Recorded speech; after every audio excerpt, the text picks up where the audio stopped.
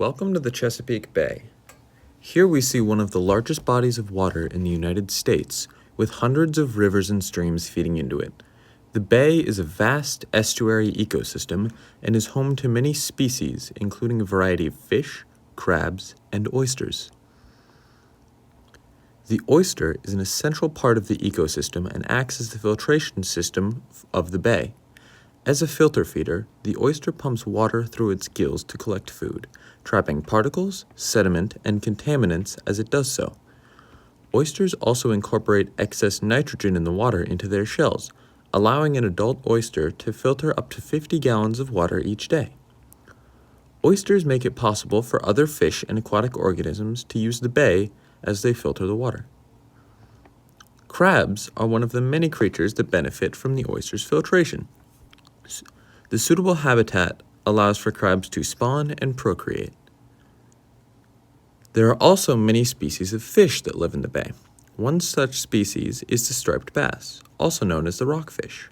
Like crabs, they benefit from the oyster's filtration, as too much sediment in the water can bury their eggs and make it harder for them to find food.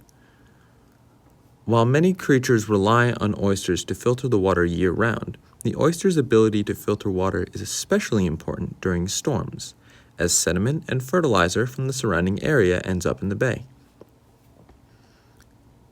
Thankfully, as long as there is a large enough population of oysters, the water is quickly filtered and returns to a more normal level of sediment. Large storms and hurricanes, like Hurricane Agnes, have a much larger impact, as heavy flooding across multiple states causes an incredible amount of runoff to run into the bay, severely lowering the clarity of the water. If this runoff is not filtered out quickly, other storms can quickly add to this runoff and cause many issues, as crabs, fish, and other creatures can struggle to find food, leading to a decline in their populations.